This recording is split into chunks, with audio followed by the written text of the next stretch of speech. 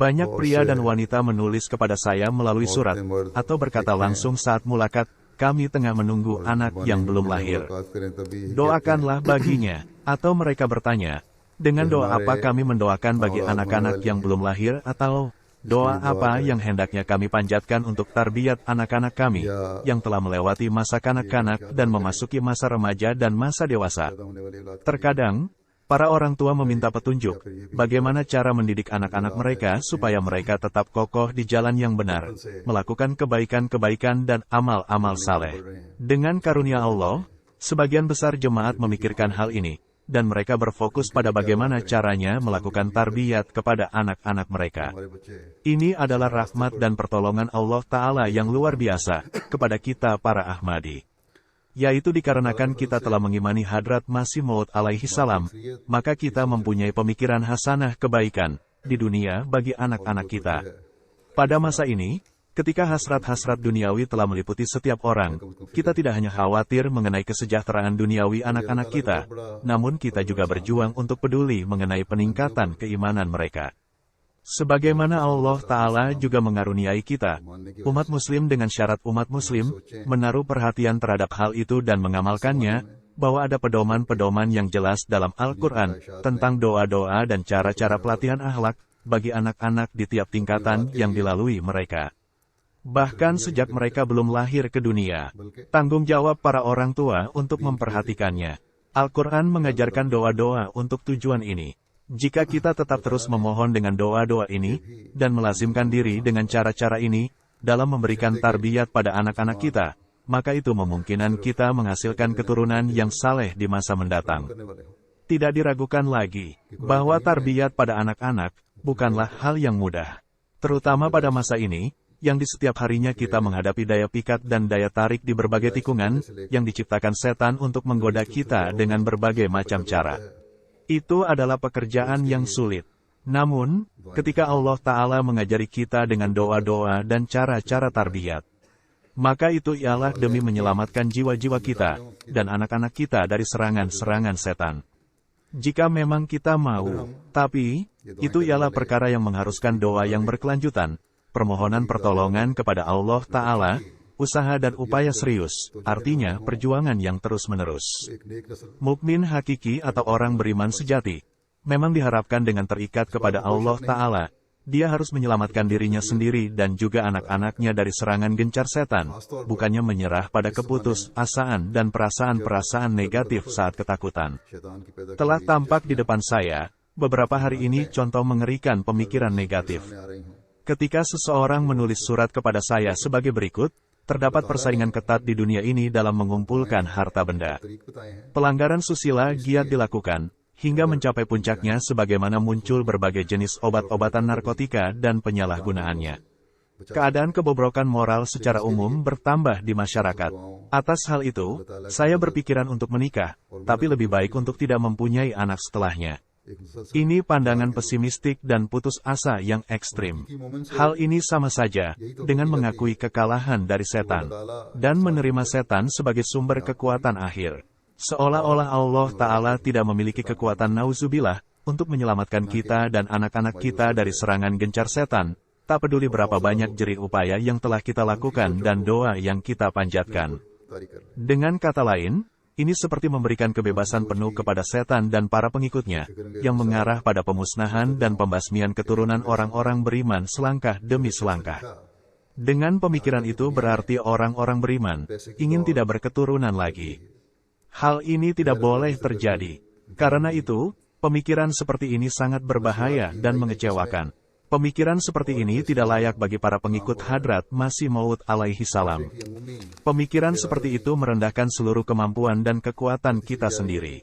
Kita harus menggunakan kemampuan-kemampuan dan sarana-sarana kita seoptimal mungkin agar dapat ikut serta dalam revolusi yang mana untuk itu, Hadrat Masih Maud alaihi salam dikirimkan ke dunia oleh Allah Ta'ala.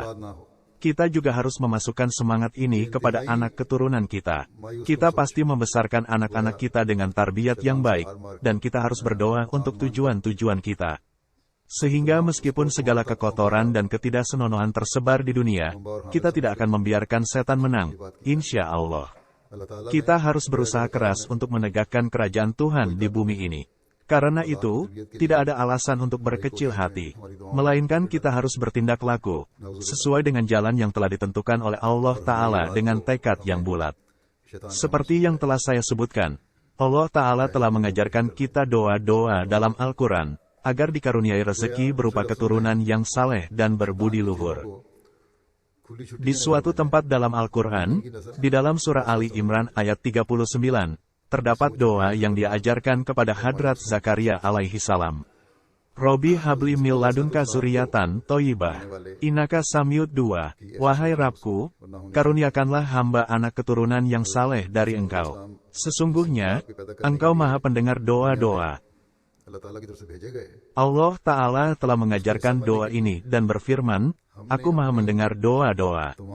Atas hal itu kalian harus mengatakan, Ya Allah, Engkau maha mendengar doa-doa, sehingga kami berdoa kepada Engkau, supaya Engkau mengabulkan doa-doa kami, dan menganugerahi kami keturunan yang suci. Jadi, saat seseorang ingin punya anak yang saleh, maka ia harus berdoa agar dianugerahi anak keturunan yang saleh. Selain itu, ia juga harus beramal saleh dan bertakwa, yang mana merupakan sifat dan karakter orang-orang saleh dan para nabi. Agar dapat menjaga keturunan kita dari pengaruh buruk masa kini, adalah penting suami dan istri bertindak laku dan beramal saleh. Terkadang para ibu amat perhatian dalam urusan agama dan ibadah sementara para bapak tidak. Terkadang pula para bapak perhatian sangat akan hal itu, sementara para ibu tidak memenuhi tanggung jawabnya dengan sempurna. Keinginan mempunyai keturunan suci dan saleh, yang terlindungi daripada pengaruh-pengaruh buruk yang tersebar di masyarakat, dan lingkungan sekitar, menuntut para pasangan suami istri juga, untuk mengamalkan kesalehan-kesalehan, sebelum memunculkan keinginan dalam diri dan sebelum kelahiran anak. Ada sebuah peristiwa, seorang sahabat yang didoakan oleh Hadrat Masih Maud alaihi salam, agar dikaruniai anak. Namun beliau alaihi salam menyampaikan syarat kepadanya, agar orang tersebut melakukan perubahan suci dalam dirinya. Orang ini belum Ahmadi dan belum bayat. Namun, mungkin karena sebagian kebaikannya sehingga Hadrat Masih Maud alaihi salam mendoakan baginya. Orang ini adalah Tuan Munshi Atta Muhammad, seorang pemungut pajak. Tuan Munshi Atta Muhammad mengatakan, saya dulunya adalah seorang non-Ahmadi. Saya jauh dari agama. Saya diundang ke dalam Ahmadiyah oleh seorang teman Ahmadi. Tapi, saya tidak menaruh perhatian atas hal itu. Suatu hari, ia meminta dengan sangat kepada saya agar menyimak baik kata-katanya, dan supaya saya merenungkannya. Saya katakan kepadanya, jika engkau bersikeras atas hal ini, maka saya minta doa kepada engkau yang bila dikabulkan, saya akan merenungkannya. Engkau mengatakan doa-doa Hadrat Masih Maud alaihi salam itu makbul. Maka dari itu, saya meminta beliau berdoa bagi saya, agar Allah Ta'ala memberikan seorang putra dari istri saya yang pertama. Saya telah menikah dengan 3 istri. Satu demi satu, demi keinginan keras, untuk punya keturunan. Namun tidak ada satupun dari istri saya yang pernah hamil. Orang Ahmadi itu pun menuliskan surat kepada Hadrat Masih Maud alaihi salam dengan kata-kata, saya di dalamnya. Beberapa waktu singkat kemudian, saya menerima surat dari Maulwi Abdul Karim Sahib sebagai jawaban yang di dalamnya beliau radhiyallahu anhu menulis, Hadrat Masih Maud alaihi salam telah mendoakan Anda dan bersabda, ia akan dikaruniai anak dengan syarat ia bertobat seperti tobat Zakaria alaihi salam. Pada hari-hari itu saya lalai dengan agama. Amat lalai, biasa minum minuman keras, dan sangat menyukai uang suap. Tahu apa saya soal tobat Zakaria alaihi salam? Supaya tahu apa itu tobat Zakaria, saya perhatian mengunjungi masjid. Saat imam masjid melihat saya dengan keheranan seolah-olah berkata, apa ini? Pemabuk datang ke masjid. Saya pun menyampaikan pertanyaan saya, namun dia tidak mampu menjawabnya. Saya lalu mengarahkan perhatian kepada Maulwi Fateh Din Ahmadi di desa lain, dan mengajukan pertanyaan yang sama. Ia menjawab, taubat Zakaria adalah menjauhkan diri dari kelalaian beragama, mendapat nafkah halal, salat dan puasa secara teratur, dan mengunjungi masjid lebih sering. Setelah mendengar hal ini, saya meninggalkan minum minuman keras, menjauhkan diri dari mengambil uang suap, dan menjadi teratur dalam sholat dan berpuasa. Dalam waktu sekitar 45 bulan berlalu, istri saya yang pertama suatu hari menangis karena munculnya beberapa perubahan dalam dirinya. Setelah diperiksa tampaklah bahwa itu menunjukkan tanda-tanda kehamilan. Setelah mendengarkan perkataan istri saya perihal itu, saya mengabarkan istri saya bahwa saya telah meminta didoakan oleh Hadrat Mirza. Inilah tanda kehamilan, tidak diragukan lagi. Saya mengatakan pada orang-orang bahwa saya akan dikaruniai seorang putra yang akan tumbuh sehat dan tampan. Dan sesuai dengan hal itu, seorang putra terlahir. Saya berbaiat setelah itu, dan banyak orang dari daerah itu juga berbaiat. Namun, secara tersirat, harap diperhatikan. Ketika Allah ingin seseorang husnul khatimah, maka Dia menjadikan harapan orang itu agar memperoleh anak menjadi sarana perbaikan dirinya. Dan perubahan suci padanya. Hadrat Masih Maud alaihi salam menjadikan pengabulan doanya bersyarat dengan terdapatnya perubahan suci padanya. Jadi, ketika kita berdoa dengan doa Zakaria untuk kelahiran anak-anak kita, adalah perlu bagi kita untuk membangun perubahan suci dalam diri kita juga. Saya ingin mengisahkan peristiwa lain juga. Ada orang yang menceritakan kepada Hadrat Masih Maud alaihi salam, perihal meminta didoakan oleh beliau, agar dikaruniai anak maka ia akan bayat. Singkat peristiwa, beliau alaihi salam bersabda, pendakwaan saya ialah sebagai Al-Masih yang dijanjikan.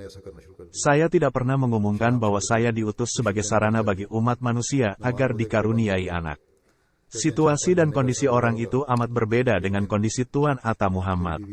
Sebagai seorang nabi, Hadrat Masih Maud alaihi salam, dengan firasatnya tahu bahwa persyaratan ini telah tumbuh dalam perasaan orang itu. Adapun sahabat yang telah diceritakan tadi, Allah Ta'ala menginginkan kebaikan bagi akhir hidupnya. Ia telah melakukan kebaikan-kebaikan lainnya sehingga Hadrat Masih Maud alaihi salam menyampaikan kabar gembira padanya setelah beliau alaihi salam menerima informasi dari Allah Ta'ala sehabis berdoa bahwa ia akan dikaruniai anak. Janganlah hilang dalam pemikiran bahwa tidak boleh meletakkan syarat-syarat dalam setiap permohonan.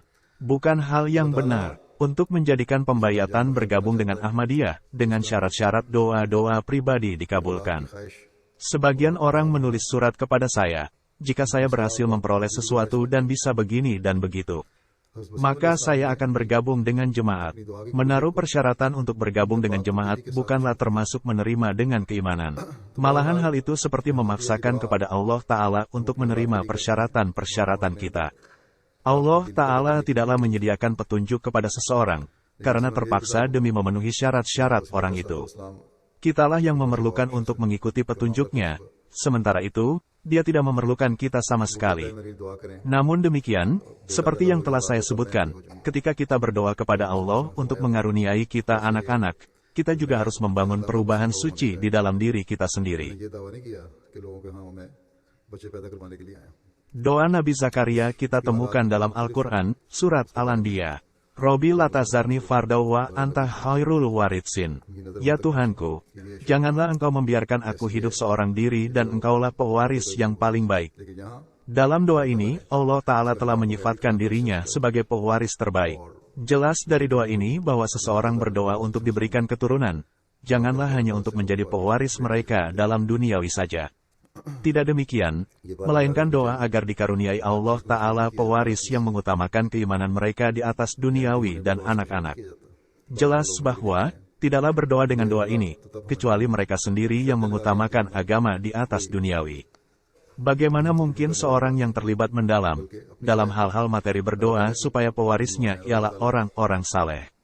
Jika seorang wanita berdoa, supaya mendapatkan keturunan termotivasi keinginan alami wanita untuk melahirkan, atau terkadang demi memenuhi harapan suaminya, maka terkadang keturunan ini menjadi sebab cobaan.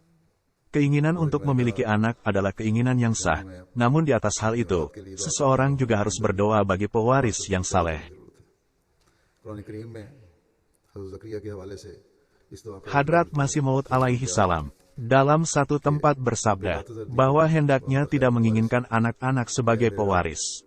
Bahkan membuat anak-anak tidak saleh dan suci dapat menjadi penyebab ujian. Ujian perihal anak-anak sangat rentan berbahaya.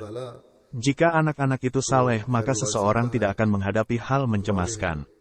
Allah Ta'ala sendiri berfirman Dia sendiri akan menjamin orang-orang saleh dan melindungi mereka. Jika terdapat anak-anak yang rusak, dan kalian mewariskan jutaan harta pada mereka, maka itu akan mereka habiskan dalam keburukan. Dan mereka menjadi bangkrut dan miskin, lalu menghadapi berbagai masalah dan kesulitan yang dipastikan akan mereka alami. Mereka yang menjadikan kehendaknya itu sesuai dengan kehendak Allah Ta'ala dan ridhonya, akan menjadi pembimbing bagi anak-anaknya. Apa itu ridho Allah? Yaitu mendahulukan agama di atas duniawi. Dalam rangka itu, ia harus berusaha keras dan berdoa bagi kebaikan dan perbaikan mereka. Dalam hal ini, Allah Ta'ala sendiri akan menjamin mereka dan memperbaiki mereka. Adapun jika mereka rusak, maka Dia akan tinggalkan mereka dan kondisi mereka, serta tidak Dia pedulikan sikap mereka yang menyia-nyiakan diri. Jadikanlah diri kalian saleh, dan berlakulah dengan cara yang menjadi teladan kesalehan dan ketakwaan bagi anak-anak. Berusaha dan berdoalah untuk membuat mereka menjadi insan yang bertakwa dan beragama. Sebagaimana kalian begitu bekerja keras untuk mengumpulkan harta demi anak-anak, pada masa yang sama dengan serius usahakanlah juga tarbiyat bagi anak-anak. Seseorang harus berusaha untuk mengajarkan anak-anak mereka tentang agama, membuat mereka teguh dalam keimanan mereka, dan memberikan pendidikan agama pada mereka sekuat mereka berupaya dalam perolehan-perolehan duniawi. Fakta yang sebenarnya, seseorang lebih banyak berusaha dalam hal duniawi dan sedikit yang dilakukannya dalam hal agama. Itulah yang menyebabkan manusia berada dalam ujian-ujian dan persoalan-persoalan. Beliau alaihi salam bersabda, orang-orang berharap mempunyai anak-anak. Mengapa? Terkadang saya mendengar orang-orang kaya dan makmur berkata, supaya anak-anak tersebut menjadi pewaris harta kekayaan kami. Jadi, keinginan mereka ialah demi harta kekayaan belaka, supaya tidak berpindah ke orang-orang lain. Namun mereka tidak menyadari akan meninggalkan dunia ini tanpa teman dan anak-anak menyertai. Mereka semua akan menjadi orang lain baginya. Allah Ta'ala telah mengajarkan kita doa yang berikut ini dalam Al-Quran Surah Al-Ahqaf ayat 16. Wa aslih li fi zuriyati, inna tubtu ilaika wa inna minal muslimin, berilah kebaikan kepadaku dengan memberi kebaikan kepada anak cucuku. Sesungguhnya aku bertaubat kepada engkau dan sesungguhnya aku termasuk orang-orang yang berserah diri. Ketika seseorang berdoa bagi anak-anaknya, maka ia harus mengamalkan hukum-hukum Allah Ta'ala dan menaatinya juga. Saat itulah baru doa-doanya dikabulkan. Inilah tanggung jawab besar para ayah dan para ibu untuk membiasakan diri berdoa untuk tetap terus islah dan tarbiyat terhadap anak-anak mereka dan memperlihatkan keteladanan baik. Jika keteladanan mereka bertentangan dengan ajaran-ajaran Allah dan berlawanan dengan nasihat-nasihat mereka sendiri terhadap anak-anaknya, maka ini berarti mereka bukan termasuk mukhlis dan berniat baik dalam doa-doa mereka. Jika keadaan amal mereka memang demikian, maka mengapa mereka mengeluh telah banyak berdoa demi anak-anak mereka dan seiring itu anak-anak mereka menjadi rusak atau menjadikan mereka berada dalam ujian-ujian. Di ayat tersebut, Allah Ta'ala mengajari kita doa untuk islah anak-anak, dan bersamaan dengan hal itu juga doa agar termasuk di antara mereka yang menaati Allah Ta'ala dan menyerahkan diri kepadanya. Allah Ta'ala kemudian mengajarkan kita doa yang komprehensif dalam Al-Quran. Keistimewaan mereka yang hendak menyelamatkan diri dari serangan-serangan setan dan menghindarinya serta menjadi hamba-hamba Allah, ialah memanjatkan doa yang terdapat di dalam surah Al-Furqan ayat 75. Rabbana hablana min azwajina wa zurriyyatina qurrata a'yun waj'alna limuttaqina imama. Ya Tuhan kami, anugerahkanlah kepada kami istri-istri kami dan keturunan kami sebagai penyejuk hati kami, dan jadikanlah kami imam bagi orang-orang yang bertakwa. Doa bagi anak-anak dan pasangan suami istri ini wajib diamalkan oleh kaum laki-laki maupun kaum wanita. Ketika seorang laki-laki dan seorang wanita berdoa supaya dikaruniai anak-anak saleh, maka tanggung jawab mereka tidak berhenti serta-merta dengan lahirnya anak-anak. Mereka bahkan tiap-tiap orang tua dan suami istri ialah imam di wilayah masing-masing. Ia takkan memenuhi kewajiban ini selama tidak menapaki jalan-jalan ketakwaan, dan kecuali mereka meninjau amal perbuatan mereka, di samping doa-doa mereka kepada anak-anak mereka. Oleh karena itu, Allah Ta'ala telah berulang kali menasihati kita, dengan setiap doa dalam Al-Quran bahwa kita harus menjaga perilaku dan amalan kita. Jika kita ingin mempunyai keturunan yang bertakwa.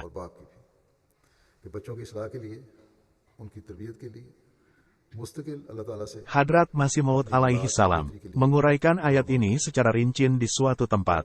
Ada tujuan lain juga dari pernikahan yang mana telah diisyaratkan oleh Al-Quran dalam surah Al-Furqan dengan firman-Nya walazina yakuluna robana hablana min ajwajina wa suriyatina kurota ayun waj'alna limutakina imama.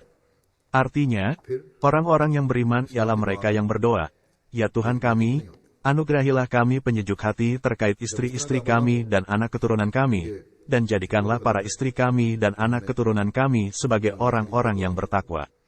Dan kami sebagai yang terdepan di antara mereka. Di ayat ini juga Allah Ta'ala mengajarkan para ayah dan para ibu supaya memperlihatkan teladan mereka secara amal perbuatan. Seiring dengan doa yang mereka panjatkan. Waj'alna lil mutakina imama. Keadaan seseorang sebagai imam artinya ia menjadi teladan dalam amal perbuatan. Maka dari itu, Allah Ta'ala menasehatkan dalam Al-Quran bersamaan dengan tiap doa, jika kalian ingin punya anak keturunan yang baik, maka kalian harus senantiasa lebih dahulu menyelidiki amal perbuatan kalian. Hadrat Masih Maud alaihi salam menjelaskan mengenai mengapa seseorang mengharapkan mempunyai anak. Atau kenapa seharusnya ia berkeinginan untuk memiliki anak. Atau hendaknya selalu menyadari tujuan penciptaan manusia, atau saat anak-anak lahir ia harus menyadari hal itu. Demikian pula ia harus meninjau dirinya sendiri. Dan menaruh kepedulian atas islah dirinya sendiri. Supaya anak-anak mereka juga menjadi saleh dan salehah. Ia seharusnya mempunyai anak tidak hanya sebatas agar dapat memiliki pewaris atau penerus di dunia ini yang menjaga harta kekayaannya saja. Bagaimana dan dengan urutan apa hendaknya kita mengamalkan doa ini?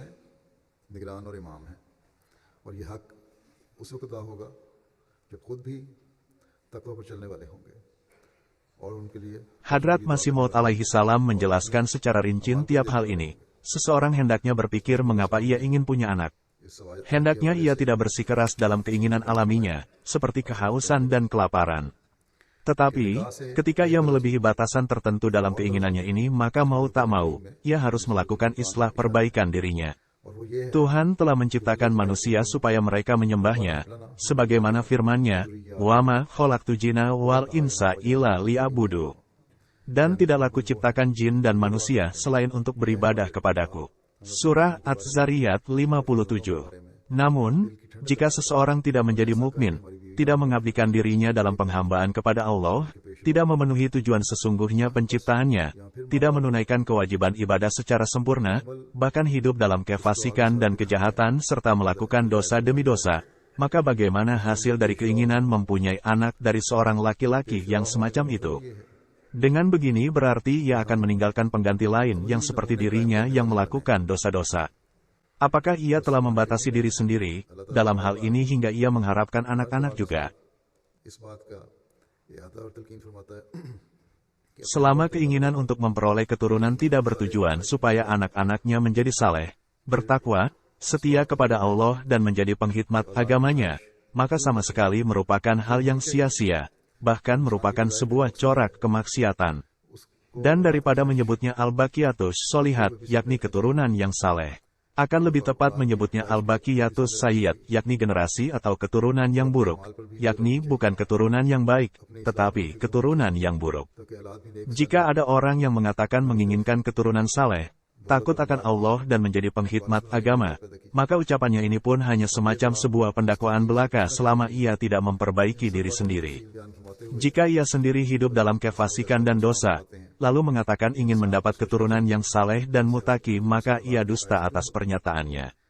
Banyak orang datang kepada saya berkata, "Hujur, doakanlah kami supaya Allah Ta'ala menganugerahi kami anak-anak yang saleh."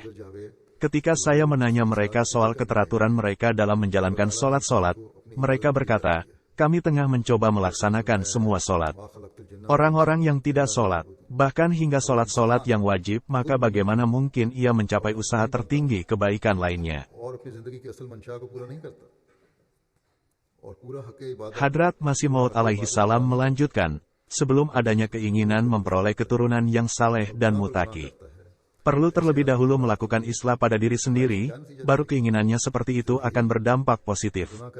Dan keturunan seperti itu akan menjadi layak kita sebut sebagai penyempurnaan, al-baqiyatus sholihat, yakni keturunan yang baik. Jika hanya sekedar berharap saja supaya mengekalkan namanya, dan mewariskan kesejahteraan dan kekayaannya pada anak-anaknya, atau supaya dianggap orang besar, maka menurut saya itu harapan yang syirik, yakni menyekutukan Allah. Hadrat Masih Maud alaihi salam lebih lanjut menjelaskan hal ini. Ada hal lain juga, bahwa terdapat orang-orang yang menginginkan punya anak yang banyak dan mereka mendapatkan banyak rezeki. Namun, kami tidak melihat mereka berupaya memberikan pendidikan yang baik, memberikan pelatihan akhlak yang baik dan ketaatan kepada Allah, tidak pernah mendoakan mereka dan tidak memperhatikan tingkat-tingkat pendidikan. Seseorang harus mendoakan mereka dan memberikan pendidikan baik bagi mereka. Keadaan saya adalah sedemikian rupa, tidak ada satu salat pun yang di dalamnya saya tidak berdoa untuk teman-teman saya, anak-anak saya dan istri saya. Banyak para ayah yang mengajarkan kebiasaan-kebiasaan buruk kepada anak-anak mereka. Saat anaknya berlaku salah, mereka tidak menasehatinya sejak awal. Tidak pula diperingatkan. Sebagai dampaknya, perlahan-lahan tindakan-tindakan buruk mereka akan meningkat hari demi hari. Jika para ayah tidak memperingatkan anak-anak mereka sejak kecil, mungkin karena kecintaan mereka akan bertambah dalam keburukan selangkah demi selangkah. Hadrat Masih Maud alaihi salam lebih lanjut bersabda, banyak orang mengharapkan mempunyai anak-anak bukan untuk menghidmati agama, melainkan sebagai pewaris duniawi bagi mereka. Ketika mereka dikaruniai anak-anak, mereka tidak menaruh perhatian pada tarbiyat anak-anak mereka dan tidak berusaha memperbaiki akidah kepercayaan mereka. Mengajarkan agama adalah suatu keharusan. Para ayah tidak boleh beralasan tidak punya waktu karena kesibukan duniawi mereka atau anak-anak sedang sibuk belajar. Jika demikian, selanjutnya para orang tua akan tidak perhatian akan keagamaan mereka sendiri. Dan tidak menaruh perhatian akan tarbiyat anak-anak mereka. Sangat penting untuk mengajarkan mereka atau menyediakan pengaturan bagi mereka, pengajaran tentang keimanan, agama dan kepercayaan mereka. Jika tidak demikian, maka akhlak mereka takkan menjadi baik. Tolok ukur akhlak berbeda-beda. Contohnya di masyarakat ini terdapat tolok ukur akhlak yang berbeda. Namun tolok ukur yang Al-Quranul Karim ajarkan kepada kita jauh lebih luhur dari standar-standar duniawi. Kita harus memenuhi standar-standar yang Allah Ta'ala ajarkan kepada kita dan apa yang Islam ajarkan kepada kita, dan Rasulullah tegaskan dengan amal perbuatan beliau Shallallahu Alaihi Wasallam. Maka, itulah standar-standar yang harus kita buktikan dalam pengamalan kita di hadapan generasi penerus kita.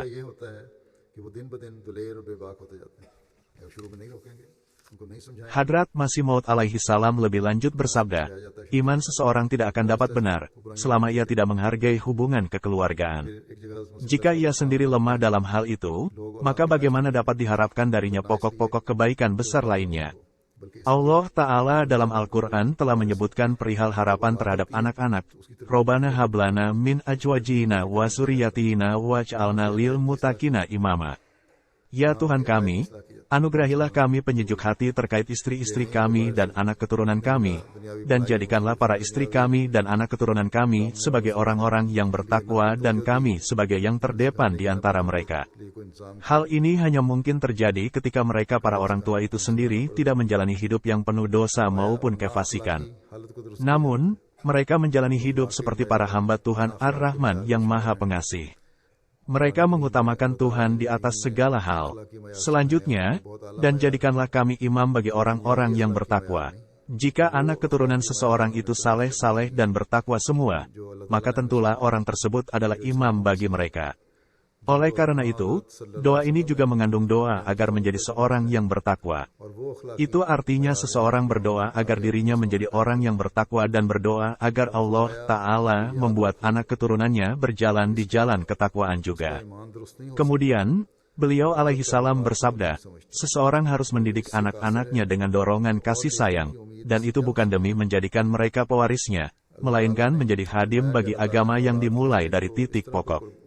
Jadikanlah kami imam bagi orang-orang yang bertakwa. Berapa banyak orang yang mendoakan anak-anak mereka agar menjadi pahlawan agama?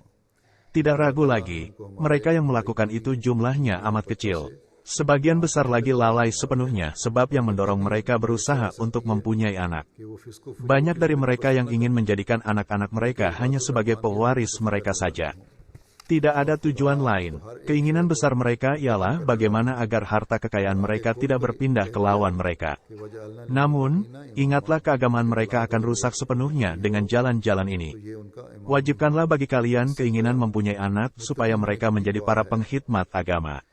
Secara khusus, para orang tua anak-anak Waqafe Now harus memberikan banyak perhatian pada pendidikan agama anak-anak mereka. Lantas, Hadrat Masih Maud alaihi salam bersabda, "Saya menyaksikan orang-orang yang tidak mengamalkan apa-apa yang dia ketahui kecuali demi dunia semata." Artinya, ia beramal karena dorongan kecintaan dunia dan bukan demi ridho Allah. Jika seseorang ingin mempunyai anak-anak, maka ia harus menjadikan firman Allah Ta'ala ini sebagai pedoman, "Waj'alna lil muttaqina imama," dan jadikanlah kami imam bagi orang-orang yang bertakwa. Artinya, jika seseorang dikaruniai seorang anak, maka jadikanlah itu sarana untuk meninggikan kalimat Islam. Jika seseorang berniat dengan niat suciin, maka Allah Maha Kuasa untuk mengaruniainya anak yang seperti anak Zakaria. Namun, saya lihat orang-orang tidak berpikiran melebihi agar anak-anak itu menjadi pewaris belaka dari keluarga dan harta kekayaan mereka, agar salah seorang kerabat lain dengan gerutunya tidak mengambil harta mereka. Hai orang yang malang, mengapa engkau tidak berpikir jika telah meninggal maka teman dan musuh berkedudukan sama saja? Sabda beliau alaihi salam, telah saya saksikan banyak orang berkata, "Doakanlah kami supaya dikaruniai anak untuk mewarisi harta kekayaan kami, agar kerabat kami yang lain tidak mengambil harta kami." Itu seolah-olah mereka ingin anak walaupun buruk penghidupannya. Inilah puncak pengetahuan mereka tentang Islam. Hal ini telah menjadi tampak terlihat secara luas di antara kaum muslim dan untuk alasan ini, banyak upaya dilakukan guna mendapatkan keturunan laki-laki. Para laki-laki pada gilirannya tidak memberikan jatah waris pada saudara-saudara perempuannya atau para orang tua juga tidak mewariskan kekayaan mereka pada anak-anak perempuannya. Bahkan memberikan semuanya kepada putra-putra mereka yang justru bertentangan dengan ajaran Islam. Selanjutnya, para pria ini pada gilirannya malah memboroskan dan menyia-nyiakan harta yang diberikan kepada mereka. Contoh seperti ini banyak kita saksikan di dunia hingga sekarang. Namun demikian, seperti yang telah saya sebutkan sebelumnya, para orang tua anak-anak Waqafe Now harus memberikan perhatian khusus pada pendidikan moral anak-anak mereka, dan bersamaan dengan ini mereka harus berdoa untuk anak-anak mereka agar dapat mengutamakan agama dibanding duniawi saat mereka dewasa kelak. Menjadi wakifin itu berarti terdapat kewajiban yang mereka harus pikul. Itu bukan sekedar sebutan wakif saja yang ketika dewasa lalu mengatakan telah bekerja di pekerjaan mereka. Tidak demikian. Termasuk kewajiban para wakifin Now ialah meminta izin kepada jemaat sebelum memulai suatu pekerjaan di bidang apa saja. Lantas, ia harus bertanya, apakah jemaat memerlukan pekerjaan jenis ini atau tidak? Jika jemaat memberi izin, barulah kalian memulainya. Mereka harus pula mempersembahkan diri mereka bagi jemaat secara setia dan tulus untuk menyempurnakan janji mereka dan janji orang tua mereka atas wakaf mereka dengan murni demi meraih ridho Allah semata.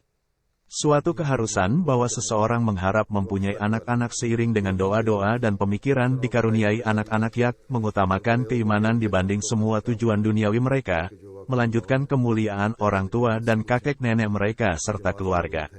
Ada banyak keluarga yang termasuk anak keturunan para sahabat Hadrat Masih Maud alaihi salam. Namun, hal ini tidak cukup bagi mereka. Banyak Ahmadi yang dengan bangga diri mengatakan bahwa mereka keturunan para sahabat. Tak ragu lagi bahwa ini sebab kemuliaan dan kebanggaan dengan syarat menjadi orang yang mengamalkan kebaikan-kebaikan yang diamalkan oleh para sahabat tersebut. Menjadi anak keturunan seorang sahabat itu tidak cukup, bahkan wajib bagi para orang tua untuk berdoa bagi anak keturunan mereka supaya mereka menghidupkan senantiasa kebaikan-kebaikan orang tua dan kakek nenek mereka. Jika para orang tua berdiri kokoh dalam doa ini, maka mereka akan didekatkan dengan amal perbuatan leluhur mereka. Hal itu takkan dapat terjadi tanpa mengoreksi amal perbuatan mereka. Hal mana itu dapat membuat abadi nama-nama para leluhur saleh mereka.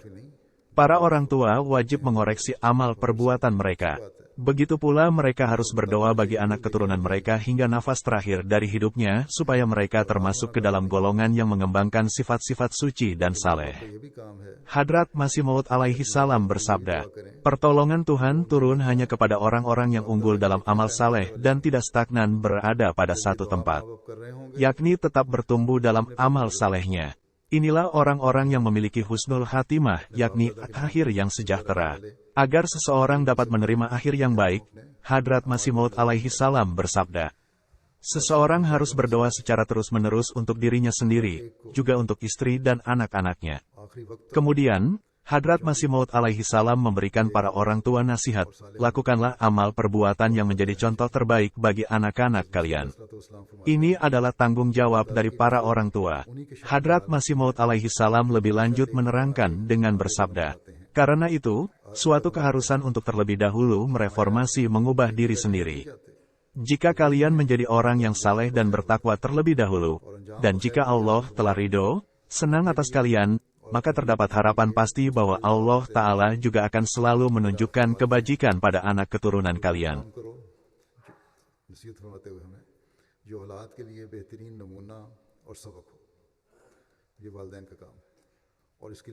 Dalam Al-Quran, Allah Ta'ala menyebutkan kisah Khidir dan Musa alaihi salam yang bersama-sama memperbaiki sebuah bangunan dinding, yang merupakan milik dua anak yatim. Mengacu pada hal ini, Allah Ta'ala berfirman, wa kana abuhuma solihan. Ayah mereka berdua adalah seorang yang saleh. Keadaan dari anak-anaknya sendiri tidak disebutkan, dan malahan, orang tuanya yang disebutkan. Berusahalah untuk mencapai tujuan ini. Cita-cita, pengharapan, mempunyai anak keturunan senantiasa bersyarat. Kalian juga harus menjadi saleh selalu. Selanjutnya, sebagai ganjarannya, Allah Ta'ala akan menganugerahi kalian sarana-sarana dan persediaan, memberi kalian anak-anak dan menjadikan mereka termasuk orang saleh dan juga memiliki kecukupan rezeki. Ini adalah prinsip-prinsip fundamental yang mana dinasihatkan oleh Hadrat Masih Maud alaihi salam kepada kita berkali-kali. Faktanya, nasihat beliau alaihi salam ini adalah penjelasan dari prinsip-prinsip Al-Quran, yaitu contoh perilaku sang ibu dan sang ayah memainkan peran mendasar dalam mendidik anak-anak. Semoga Allah Ta'ala menganugerahi setiap kita taufik untuk menjadi contoh terbaik bagi anak-anak kita. Semoga kita dapat memenuhi janji bayat untuk mengutamakan keimanan dibanding semua objek-objek duniawi. Sebagian orang punya kebiasaan memelototi keadaan orang lain, bukannya fokus pada perbaikan diri sendiri dan berjalan di jalan ketakwaan. Hanya dengan demikian kita dapat meninggalkan keturunan yang saleh untuk masa depan. Berdoalah juga agar kita menapaki jalan-jalan ketakwaan. Semoga kita tanpa putus terus-menerus berdoa bagi anak-anak kita, sehingga Allah Ta'ala membuat mereka qurrata ayun, yakni penyejuk mata hati kita, selamanya dan tanpa putus berlanjut dalam amal perbuatan ini.